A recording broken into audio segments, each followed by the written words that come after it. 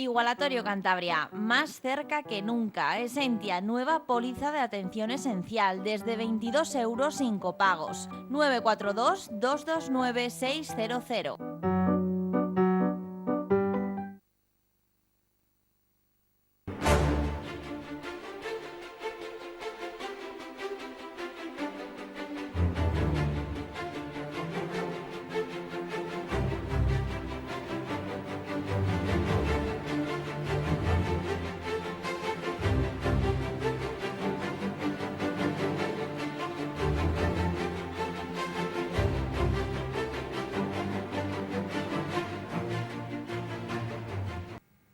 Un saludo, bienvenidos a una edición más de Pulso Empresarial, aquí en Popular Televisión, su televisión regional. Aquí estamos con nuestro invitado, nuestro experto en mercados, don Aurelio Sastre. Un saludo. Un saludo y muy buenas tardes. Bueno, pues tenemos fresco la reunión de las comunidades autónomas con la vicepresidenta del Gobierno y con el ministro de Economía para hablar de, bueno, pues del déficit que van a tener las comunidades autónomas y la financiación autonómica, todo ello previo a marcar el techo de gasto. Bueno, pues lo previsto en la reunión del pasado jueves, las comunidades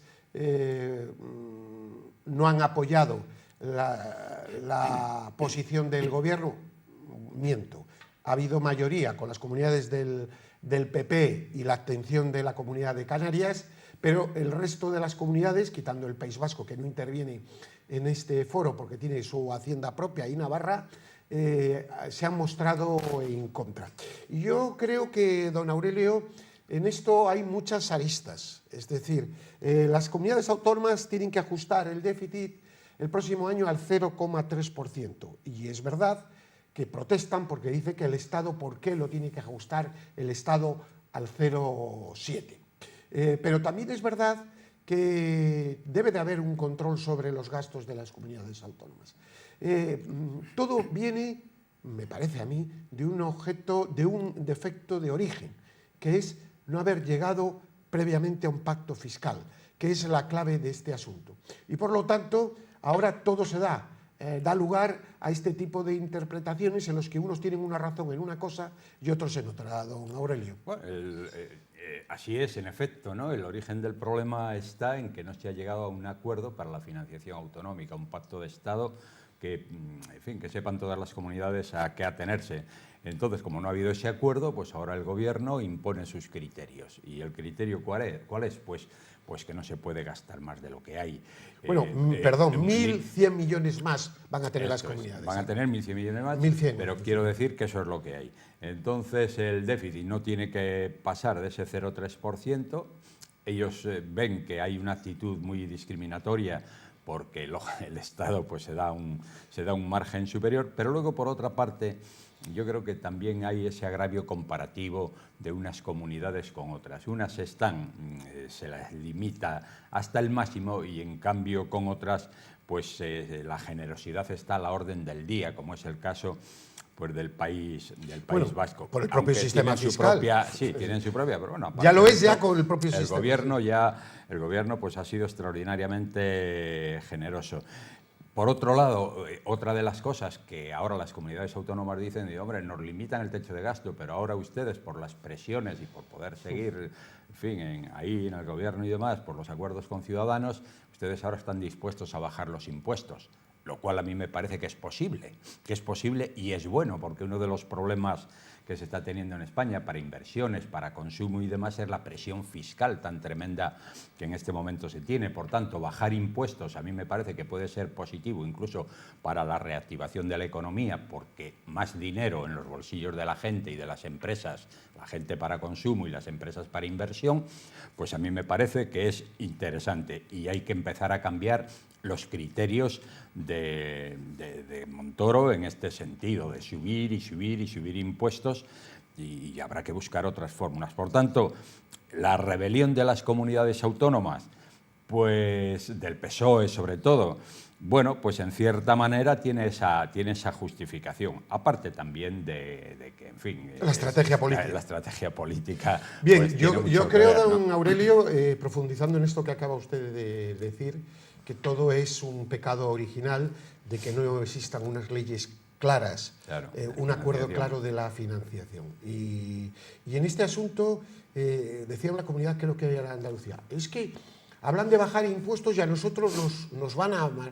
Yo prefiero que el dinero esté en manos de los ciudadanos que no de la administración. Sí. Lo siento mucho. Lo que no quiere decir tampoco es que las comunidades tengan una parte de razón. Y esto se solucionaba ¿cómo? Transfiriendo impuestos y la responsabilidad de recaudación a las comunidades. Mire, a mí eso... Esa sería la cuestión. Sí, pero... Porque a partir de ese momento ya se iba a decir, es decir, que gaste una comunidad que recauda otra, no, mire, le voy a dar la responsabilidad de gastar y la responsabilidad de recaudar. Se acabó el problema. Yo creo, ¿eh? Sí, pero fíjese, es posible que eso pueda representar una mayor austeridad en el gasto. Pero a mí me da un cierto miedo que se deje en manos de las autonomías esa posibilidad de recaudar, cuando hemos visto que en estos acuerdos previos que ha habido para la financiación autonómica, la gran mayoría reclamaba la armonización por arriba del sistema fiscal. Todos pensaban en subir los impuestos, subir sucesiones, transmisiones patrimoniales, en fin. Quiero decir que en este sentido yo creo que es mejor que exista esa limitación por parte del Estado, porque no sabemos hacia dónde puede llegar las subidas de impuestos si se dejan totalmente en manos de las comunidades. Esto nos puede pasar, pues como ha pasado con otras transferencias, ¿eh? Y respecto a Cantabria, pues es totalmente de acuerdo de que hay que cumplir, vamos, no podemos decir otra cosa, es que hay que decirlo claro, hay que cumplir los acuerdos. Y el Estado, si firmó una cuestión sobre Valdecilla, debe de cumplirlo, pero automáticamente. Y me parece bien que si no se cumple se lleva a los tribunales. Para eso están los tribunales. Es verdad que también, por otro lado, hay que tratar también de tender puentes y solucionar los problemas y no llegar a las disputas. Lo mismo decimos del caso concreto de otras cuestiones que pueda haber pendientes en convenios firmados. Pero, claro, aquí hay la tentación luego de la torpeza de uno aprovechada por otros políticamente. No sé si... Yo creo que estas cuestiones muchas veces se pueden solucionar si previamente no salen a la opinión pública y se solucionan. Y solo salir a la opinión pública cuando ya no se soluciona. Sí, aquí quizás haya muchas veces, pues por esas razones de estrategia política, haya muchas veces esa actitud de confrontación, de automáticamente un problema, antes de tratarlo y ver la posibilidad de resolverlo, sale a la luz pública lanzar como arma arrojadiza, ¿no? Y yo creo que eso es un error, porque a mí me parece que en las relaciones, sobre todo en situaciones como es la Comunidad Autónoma de Cantabria, de una comunidad pues débil, que tiene pocas posibilidades de hacer fuerza, pues yo creo que tiene que utilizar la diplomacia y las buenas relaciones, y no esa actitud hostil y de guerra permanente. Y aparte que la estrategia de eso no va a dar al final votos. No. Yo creo, lo que pasa es que hay un libro que reconocía que decía el marketing atrapa a la política. Sí, ¿no? Todo es el cortoplacismo de los políticos, de todos los partidos, que utilizan todo pues por un puñado de votos. Y yo no digo que eso no sea lícito, que lo es, y que lo hacen todas las fuerzas políticas. Yo digo es que pongo en cuarentena el resultado para los ciudadanos. Sí, pero mire, eso es, efectivamente, es a lo que iba, ¿no? Esas agresiones, esas exigencias, y luego no dan resultados, y luego los asuntos no se resuelven, pues no veo yo ahí la rentabilidad política por ninguna parte. Si hoy reclamamos lo de Valdecilla con agresividad, yendo a las televisiones y diciendo pues que en fin, que son unos mentirosos, que nos traicionan, tal, si eso se dice públicamente, pues creo que se va a conseguir muy poco. Si ahora, por ejemplo, el problema del trasvase del agua, que necesitamos agua y nos limitan, va a llegar al pantano de Alsa, van a llegar 7 hectolitros y dice que lo cojamos. Bueno, pues en vez de mandarlo al pantano de Alsa, mándalo directamente a Santander. Sí. Pues yo creo que eso del problema, el problema del agua Bueno, que se ya está las dos generando... reivindicaciones que usted dice, yo creo que el gobierno de Cantabria tiene total razón. Tiene toda la razón del mundo, claro. Otra cuestión es que la estrategia se ha acertado o no. Yo creo que tiene más razón que un santo. Ahora, yo soy más partidario siempre del puente, de la reunión, de la política entre bambalinas en el buen sentido, soluciona mucho más que el enfrentamiento político. Pero claro, yo no soy político, ¿no? Pero fíjese, estamos viendo en comunidades que van obteniendo cosas y consiguiendo cosas. Bien es cierto que pueden tener la fuerza en el Parlamento de unos votos, pero al mismo tiempo usted ve una buena relación. Que ha conseguido el País Vasco, por necesidad del tema. Pero está viendo cómo se relacionan y ve, bueno, pues una relación cordial entre gobierno vasco y gobierno central, cosa que usted no ve aquí, solo ve agresividad. Y creo que esa es una mala política cuando no tenemos elementos de fuerza para presionar. Creo que es mucho mejor unas buenas relaciones, defender la razón, porque la tenemos total y absolutamente, defenderla con la mayor energía, pero también con cordialidad, y antes de salir a la prensa utilizarlo, como decía antes, como arma arrojadiza. Por tanto, lo de Valdecilla, hombre, yo creo que eso es algo que el gobierno está totalmente fuera de lugar con lo que está haciendo. Es un compromiso formal. El error de decir que en el Senado se iba a enmendar y luego no se ha podido. Mire, don Gervasio, porque el tema, esto es, no, vamos a ver, si es que eso no tiene un pase, no tiene discusión. Hay una actitud, y aquí hay que dar totalmente la razón al gobierno de Cantabria, hay una actitud de muy fuertes con el débil y muy débiles con el fuerte. Claro. Y claro, eso nosotros aquí nos sentimos... Y ahí tiene razón el gobierno de Cantabria. Lo que no tengo más en duda es si no es mejor utilizar otras vías que finalmente se van a conseguir mejores resultados. Pero en fin, esto es una cuestión opinable. Vamos con otro asunto, una buena noticia, el acuerdo sobre la estiba, se acabó la huelga. Bueno, hay un preacuerdo, pero que se va a firmar y que la cosa va por buen camino. Los operadores están contentos y los trabajadores muchísimo más contentos. Y bueno, un conflicto que no debiera de haber llegado a lo que llegó, que está en vías de solución. Bueno, en efecto, ha habido unas pérdidas muy importantes. Se habla de 150 millones de euros de pérdidas ya reales, pero yo creo que las consecuencias son aún más graves porque multinacionales muy fuertes, era el caso de esta empresa de contenedores, de la primera del mundo como es Maersk, pues ya ha buscado otros puertos y además esa postura ya no es reversible, ¿no? Se han marchado. Por tanto, yo creo que ha habido grandes pérdidas, nunca debió esto llegar a esa situación, ahora han llegado a un acuerdo, podían haber llegado primero, y luego son temas que ya yo creo que están enraizados, son problemas que no se resuelven de la noche a la mañana, y también ahí debe haber una estrategia por parte de los gobiernos, de los propios estibadores y de las empresas que trabajan con ello, de ir reconduciendo este asunto, pero no de la noche a la mañana. O sea, pretender que con un decreto y en 24 horas se puede resolver un problema de años que está ahí enquistado, pues es imposible. Por tanto, esto volverá a resurgir el problema, pero bueno, tendrán que ir resolviéndolo poco a poco sin que genere pues esas pérdidas y esa situación tan dramática que ha creado aquí en España. Bueno, pues la extra de julio para los pensionistas está ya en marcha. Y el Estado ha dado un crédito de 6.000 millones a la Seguridad Social, aparte de tomar también fondos del Fondo de Reserva. Otra cuestión, es decir, ven ustedes de la cantidad de cosas raras, luego vamos a hablar de un asunto, ¿no? De lo que habla don Pedro Sánchez con el líder izquierda, de la eutanasia, etc. Yo no sé quién le preocupa el tema de la eutanasia. A mí, hombre, como tema moral me preocupa mucho, pero habría que hablarlo de otra manera. No, pero son temas que están a debate ahora mismo en la sociedad de España. Nada, cero. Bueno, pues en vez de hablar, lo que hablamos, un acuerdo para las comunidades autónomas de financiación, cómo vamos a pagar las pensiones del futuro, etcétera. ¿Usted ha visto que en el último mes haya habido posiciones claras al respecto? Pues ya tenemos un crédito para pagar las pensiones. Así no podemos estar in eternum. Habrá que buscar unos métodos de financiación, habrá que solucionar un tema de fondo que nos afecta a todos. Y todos los partidos tendrán que dar sus ideas por supuesto coherentes posibles de realizar, no utópicas, don Aurelio. Sí, uno cuando ve que si analizas por un lado los problemas que tenemos y por otro lado ve por dónde van los políticos, da la impresión de que están en otro planeta, que están en otra onda.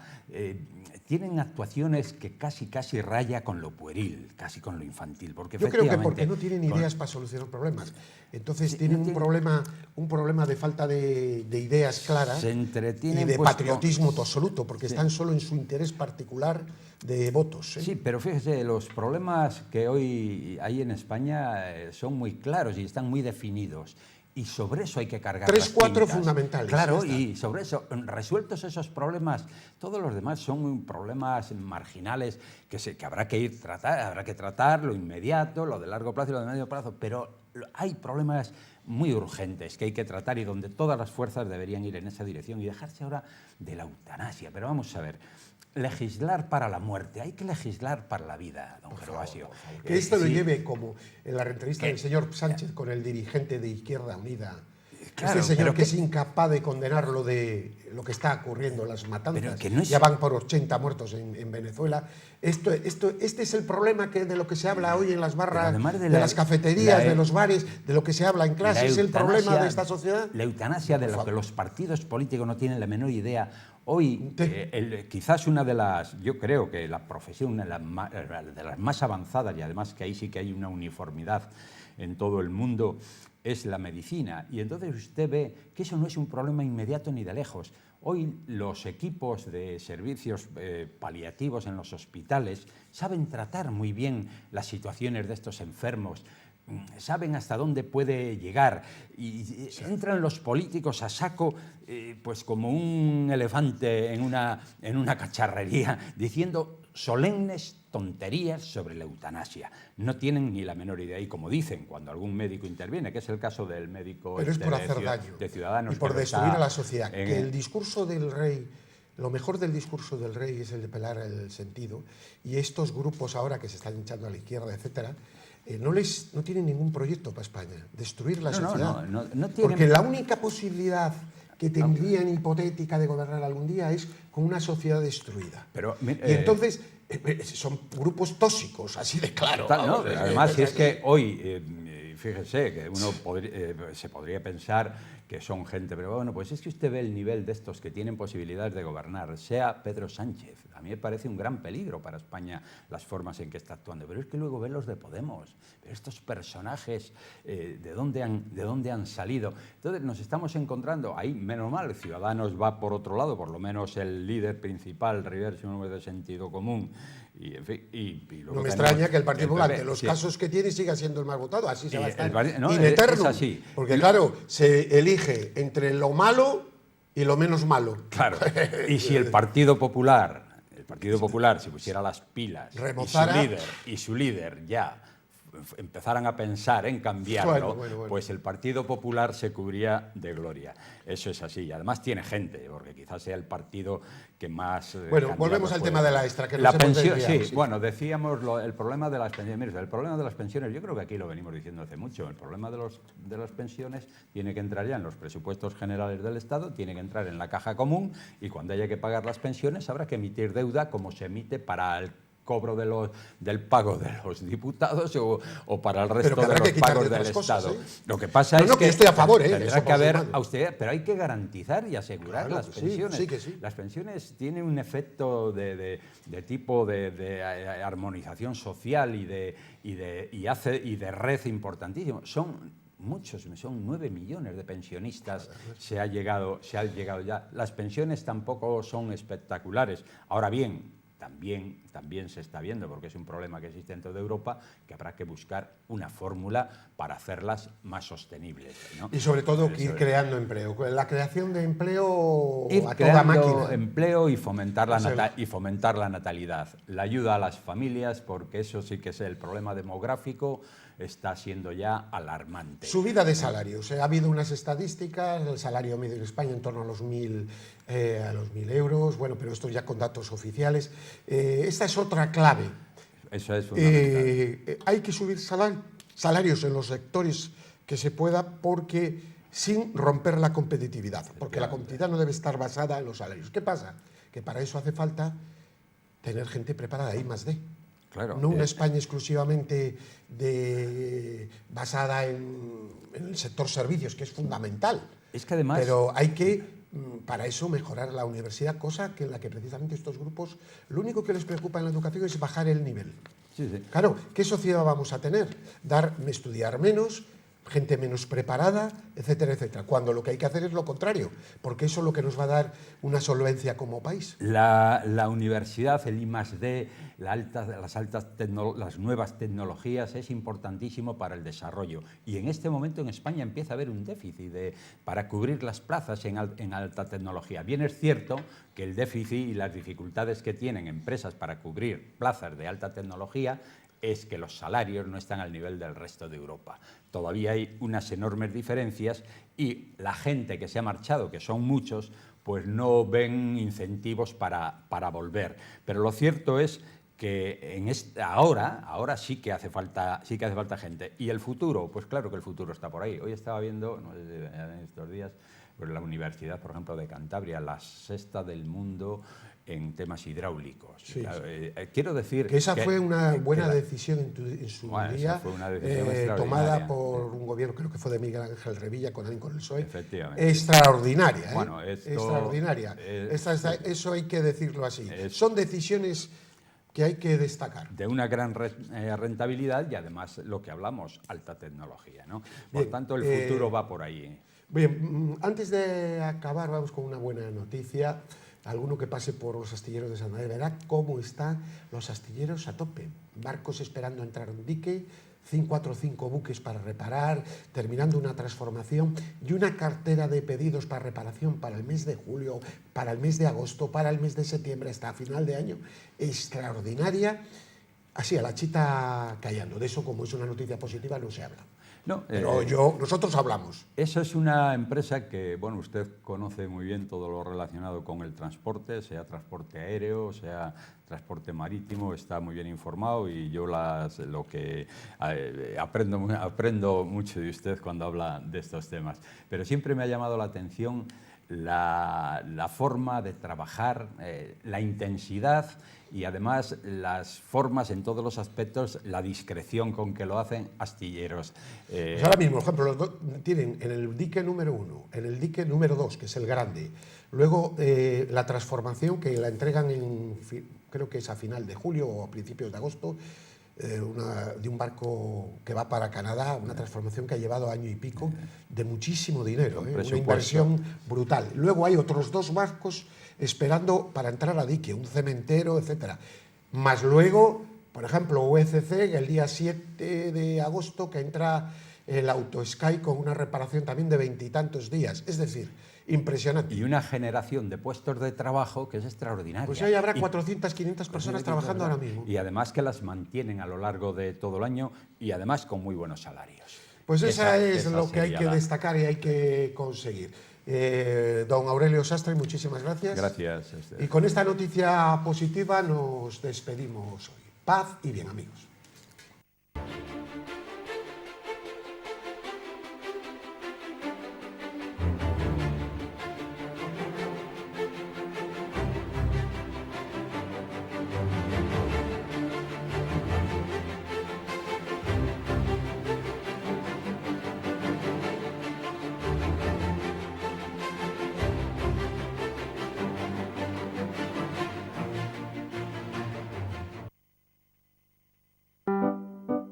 Igualatorio Cantabria, más cerca que nunca. Esentia, nueva póliza de atención esencial, desde 22 € sin copagos. 942 229 600.